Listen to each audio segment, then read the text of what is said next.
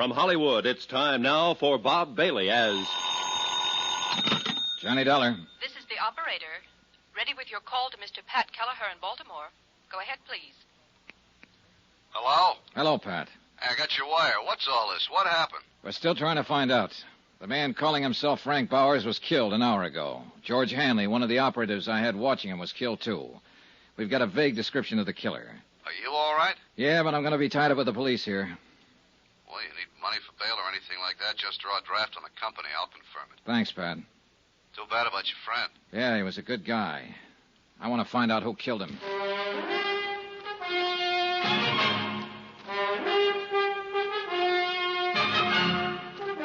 Tonight and every weekday night, Bob Bailey in the transcribed adventures of the man with the action-packed expense account, America's fabulous freelance insurance investigator. Yours truly, Johnny Dollar.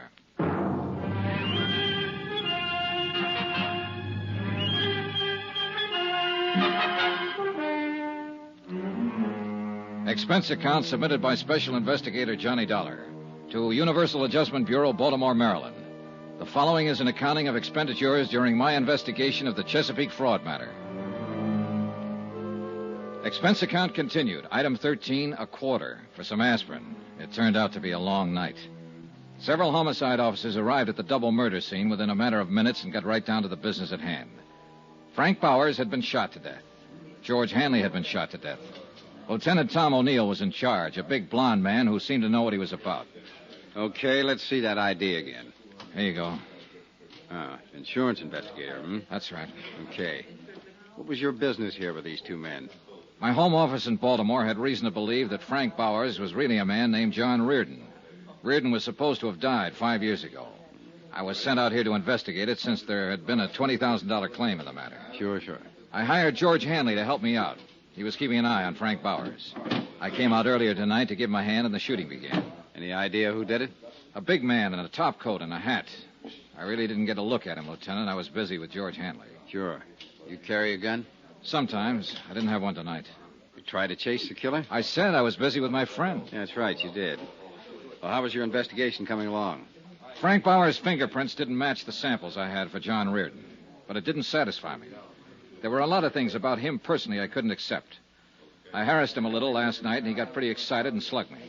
This was after I found out he'd been trying to call Baltimore. Who in Baltimore? I don't know. Well, tell me about this harassing. We'll make a check with the phone company. Well, I needled him purposely, trying to scare him into a blunder. I think I was doing pretty good. I'll never know now. Uh-huh. What else you got to say about your case? Well, that's about it, Lieutenant. It is, huh? Well, that's all I got to say because that's all I know about it. Next time, be careful with your needling tactics. Boy. I was doing what I thought best on the case. Sure you were. You were doing swell. You let a friend of yours get shot down in front of your eyes. Not to mention the other guy. You can't give us a description of the killer or a hint at the motive. Now, maybe George Hanley wasn't a friend of yours at that. Why, you... Dad, take it easy, kiddo. Take it easy. Remember to blow the bell. I'm sorry. You've had quite a night. Nobody in your business or mine knows what's behind the door when he kicks it in. I'm just a cop trying to get straightened out, so I push too hard sometimes. We'll get it taken care of. Nobody walks in a man's house and shoots him down without somebody hearing something or seeing something. I mean, somebody besides you. Now, my men will cover every house in the block, in this whole area if we have to. Bound to be somebody somewhere. The dogged Lieutenant O'Neill turned out to be 100% correct. In fact, he turned out to be 300% correct. For by 11 o'clock the following morning, his men had located 3 different people who had information about the brutal murders of Frank Bowers and George Hanley. The first was a man named Randall who had lived across the street. He had seen Bowers open his front door and admit the unknown killer. He said he wore glasses. The second was a paper boy who had come to collect while the killer was there. He stated that the killer and Bowers were arguing when he came up to the door. The third witness, a housewife, gave the most important information as to the man's description. He was a good deal taller than Mr. Bowers. How much taller? 3-4 inches at least. I saw him standing in the doorway from here. He had on a brown tweed topcoat. My husband has one just like it. How old would you say he was? 45. Have you ever seen him before? No. Would you know him if you saw him again? Yes, anywhere. You got that good look at him, huh? Yes, the porch light was on. Here's something, Dollar. Lieutenant O'Neill had issued an all-points bulletin based on the combined descriptions given by the witnesses. In the meantime, his men had checked the local cab companies and found out that one of the drivers had carried a fare to Frank Bowers' home at 8 o'clock in the evening. The cab driver verified the housewife's description of the suspect and added the important information that he'd picked up the man at the airport. When that was checked, it was found the man had come in on a plane from the east at 5:45 in the afternoon. He had used the name Orrin Williams. Expense account item 14, $8.95. Another long-distance phone call to Baltimore and Pat Kelleher. Well, I'll be darned. Do you have to stay there, John? Of course I have to stay here. I'm a material witness. Not to mention the fact that a pal of mine was shot down. Don't get on your high horse, John. It was just a question. Have any idea what it was all about? Well, at the moment, I'm just sure a guy named Orrin Williams flew in, shot up 2 people, and beat it. If we had Williams, I'd give you the whole thing on a silver platter. You're awfully touchy. Well, this thing has gotten out of hand. Well, I won't press you on it anymore, John. You do what you think is best. As far as the company's concerned, it's really not our business anymore, is it? It's our business until it's cleared up. Well, I mean Bowers. He wasn't John Reardon. Dollar? Hold it, Pat. Yeah? Answer from Washington on your wire. Yeah? Mm-hmm. Here. Let me see. Pat, Yeah? it is our business after all. Huh? The lieutenant here sent a hurry-up request to Washington on some of Bauer's fingerprints I mailed a couple of days ago. They check out. I don't get it. Bowers was John Reardon. Oh. Well, where'd you get the samples of Reardon's prints that didn't check out? From Hugh Bryan, Reardon's attorney. Well, I better call him. Don't you dare. Don't open your mouth. I'll handle it when I get there. Tell me about this fella, Hugh Bryan. According to the phone company, that's the man Bowers was trying to call in Baltimore. I told him all I knew, and Lieutenant O'Neill listened thoughtfully.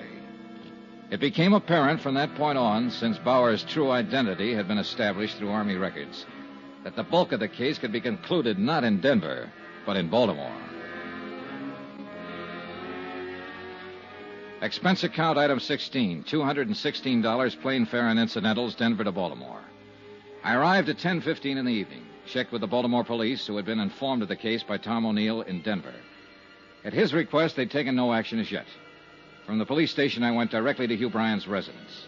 The house was English, conservative, and expensive. The fire in the living room looked cheerful when the door opened.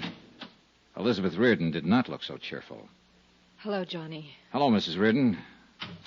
Didn't expect to find you here. No, I suppose not. I never expected to see you again. Elizabeth, I have something to tell you. Don't tell me now, Johnny. It's about your husband. All right. I want to tell Mr. Bryan, too. He's upstairs in his study. Oh, wait. Look, I've done what I thought best about all this, and I'm trying to do what's best now. It doesn't make any difference, Johnny. I'm a married woman again. Huh? Yes. Hugh and I were married this morning. Excuse me. I walked in and watched John Reardon's widow, alias Frank Bauer's widow, now Hugh Bryan's bride, disappear up a column stairway.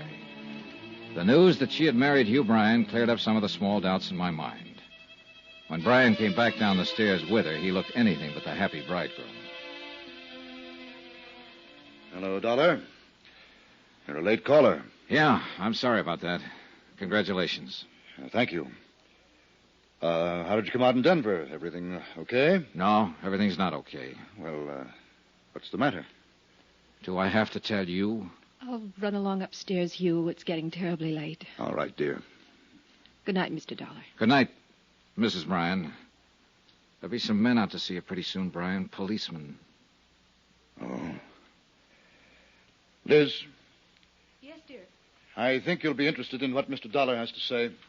What? I don't understand, Hugh. I wasn't in Philadelphia yesterday, Liz. I was in Denver, Colorado. What? I flew there to see John. He's been alive and living there all this time. Hugh. I'm sorry. This is only for her benefit, Dollar. I'll tell it just once. When it gets into court, it'll be different. How did it happen, Bryan? John Reardon didn't die in that boat. No. He was picked up in a bay by a fishing boat on his way to Florida. And they didn't have a radio on the fishing boat. The first port they came to was Charleston. John phoned me from there and told me all about it. Now, this was 10 days after we all thought he was dead. That part was all accident. Sure. The rest of it was a little different. Liz, It was his idea. You've got to believe that. What was his idea? Not showing up ever again. Letting everyone think he was really dead. Making you a widow. I don't believe it. He hated his life here. Yes, everything about it. He was in debt right up to his ears. Of course, there was your money, but I flew down to Charleston to talk to him. He was like a crazy man, kept saying there was a way out. I didn't know what he meant at first. Then he came right out and said it was his chance to get away from all the things he hated. He knew how I felt about you then, how I feel about you now. He said I could have you for a price.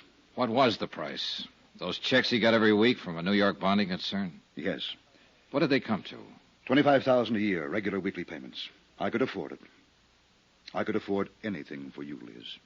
Did he come right out and tell you he hated me? He just said he wanted to get away from everything. And it went that way for 5 years. I believe I asked you to marry me every 6 months. Yes.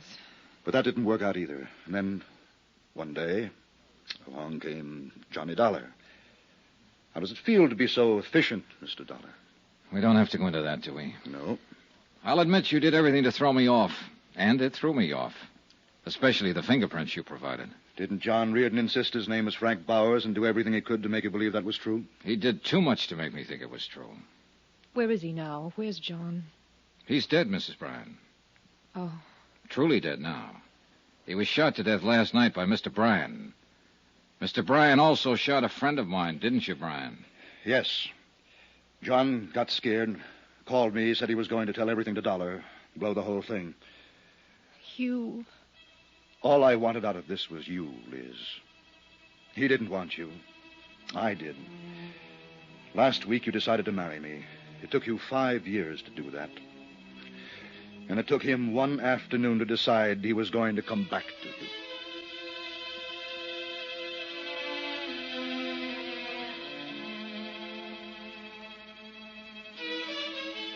The proof that John Reardon's widow is guilty or not guilty of a fraudulent insurance claim is a matter for Eastern Fidelity to decide. The matter of Hugh Bryan and 2 murders is a matter for the courts.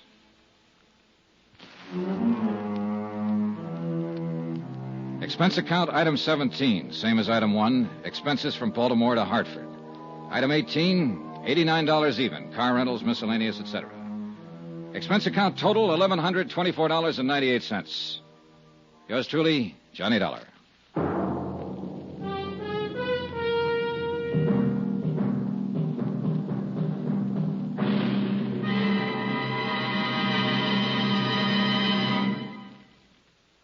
Remember, please, there'll be a new exciting story on Johnny Dollar beginning next Monday. Next week, a quiet, sleepy little town in Mexico and a beautiful senorita that... Well, things didn't stay quiet and sleepy for long. Join us, won't you? Yours truly, Johnny Dollar.